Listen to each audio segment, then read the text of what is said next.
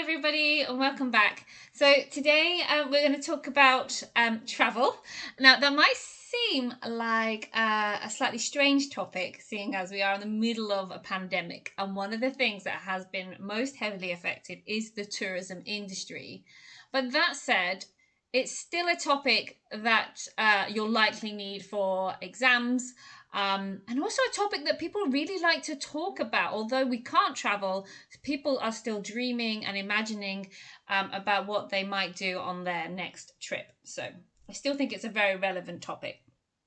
So we're going to talk about some different types of holidays and trips that you can take, and maybe look at the positives and the negatives, the pros, the cons, the good things, the drawbacks, however you want to call that. So I thought we'd look at camping holidays, self-catering holidays, package holidays, and sightseeing trips. And we'll look at those all in a little bit more detail next. So let's start with a camping holiday. Now, obviously, this can mean slightly different things to different people, but for me, when I think of a camping holiday, I think about pitching a tent and sleeping somewhere relatively wild. It could be in a campsite, and maybe that's a good way to have some conveniences. So let's have a look then at the pros, at the positive things of a camping holiday. So I think the first thing that comes to mind is being close to nature. I think for a lot of people, especially if you live in the city, being close to nature is a real positive thing. It's a real thumbs up. If you're adventurous, you'll probably like this, and maybe you would prefer wild camping than staying in a campsite if you have a more adventurous spirit. It can be exciting, especially for kids, and they just love it. They love being close to nature. They love exploring. They love helping to pitch the tent and get everything set up to spend however many days you do this for. It can be really quite breathtaking, because often with camping, you can stay in places closer to the beach or closer to the mountains or the forest, and you can get these breathtaking views from wherever you may camp. And my other positive thing about camping is it gives you the opportunity to go off the beaten track. You can see things that maybe typical tourists wouldn't see, or even where people who live there might not even see. If you go and stay in deep in a forest, probably the locals don't go and stay there. So yeah, there's a few positive things about camping holidays. The cons, the drawbacks, the negatives. It can be uncomfortable, right? If you've ever been camping, there are a few home comforts that you might miss. You have to pitch the tent. Unless you're staying in a camper van or something, or a caravan where you have your structure already built, you are going to have to set up the tent, pitch the tent, set up all your equipment. Lack of facilities, especially if you go wild camping, you probably won't have access to running water and a toilet and all those basics. And finally, the good thing about being close to nature is it's very beautiful and very relaxing. And then on the other hand, you have things like insect bites and other things that can disturb you, right? Okay, so there's camping. Let's have a look then at a self-catering holiday. Okay, so this is typically something like Airbnb, where you book an apartment and you go and you stay in an apartment. Kind of like a home from home, if you like. So that would typically be a more affordable type of holiday. It's less restrictive than something like a package holiday, which we'll look at next. And you probably have more control over the times and what you can do. You can also still go off the beaten track, especially if you stay maybe away from the touristy areas in a city, for example, or away from the beach. You're typically going to have more space as well. And then on the negative side of a self-catering holiday, it's not going to be as cheap as camping, obviously. You're still going to have to pay for the accommodation, and it's usually not cheap, especially if it's a popular destination during a popular season, during high season. it can still be touristy, right? If you stay in the town centre, the city centre, or right next to the beach, you're still going to get that touristy aspect, which you might like, but for many people that might be a negative. And I said before that it is a home from home, and that can be comfortable and nice, but you still have all those things. You have to cook and clean and make your bed in the morning, which maybe you might want to escape the day-to-day habits. But of course, you probably have a little bit of a budget to go and eat out sometimes, so you probably don't have to cook as much as you would if you had stayed at home. Okay, so let's look at the next type of holiday, which is a package holiday. I'm going to explain a little bit more about what this is because not everybody may know what a package holiday actually is. So it's basically a holiday where more than one thing is included, all built into our package, right? Which is where it gets its name from. So the classic one that we picture when we think of a package holiday is probably a beach holiday, with all the flights and the transfers included in that. And they also typically include some sort of meal plan. You can just get the hotel only included in it, but as a minimum, you would probably expect bed and breakfast.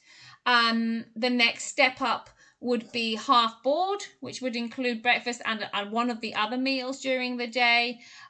You might opt for full board, which would include all three main meals. And you can even get all-inclusive holidays, which will include typically all your meals, all your drinks, possibly some snacks as well. So that's quite a popular option for families because it makes it easier for them to budget. And in fact, that is actually one of my one of my points here. Although it can be expensive, and that's probably the biggest con with this type of holiday, one of the positive things about it is that it does make it easier to budget because you pay and you know that at least so many meals are included when you book it.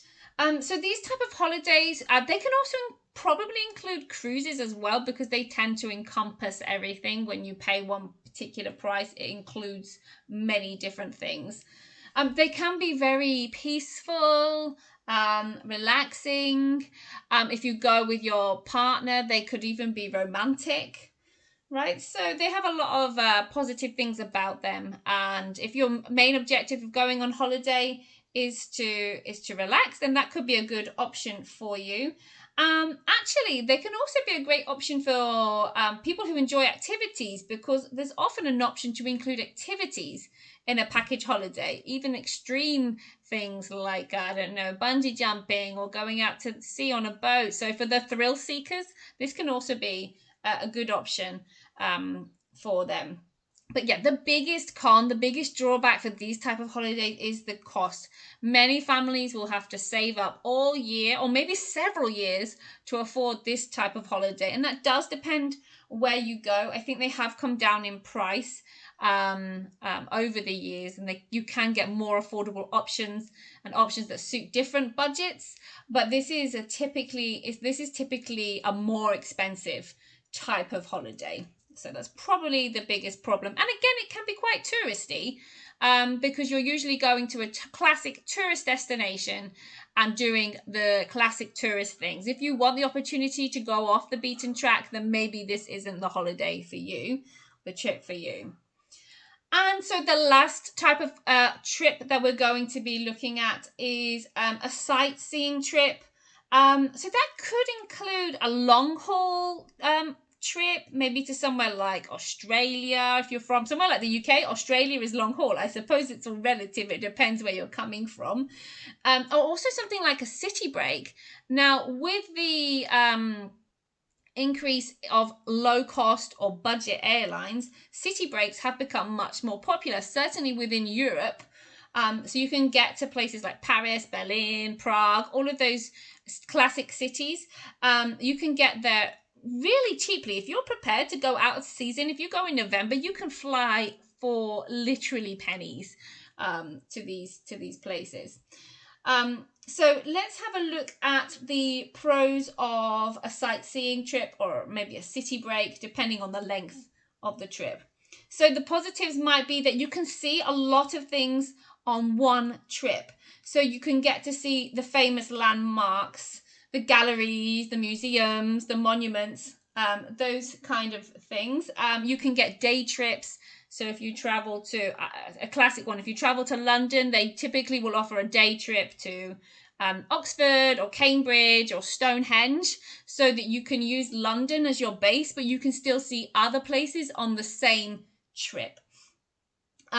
If you're going on a long haul trip, for example, from the UK to Australia, it's very common for companies to offer a stopover, which is a short stop in another country. A typical place might be Singapore on the way to Australia, so maybe you stay there for a night or 2 or 3 nights before you continue your journey to your main destination. So it gives you the opportunity to see different places in one trip.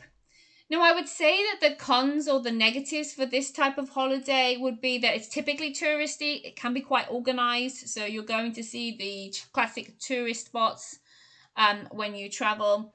They can be overcrowded, these types of places, and very hectic. If you already have quite a hectic daily life, then this can be something which might not give you the the break that you need. It's common when you go on a city break to come back and say, "Oh, I feel like I need another holiday because I've been so busy." So yeah, I think there are positives and negatives to different types of holidays, and at different stages in your life, you might consider something more advantageous than another type of holiday. But I'd like to hear your points of view. So tell me, what type of trip is the best in your opinion? Tell us about a trip you have been on. What type of trip was it? And tell us about a place you would like to travel to and why. Especially in the current time with the pandemic, it can be quite nice to dream about the things that we might be able to do, hopefully in the not too distant future. Thanks again for listening. Bye for now.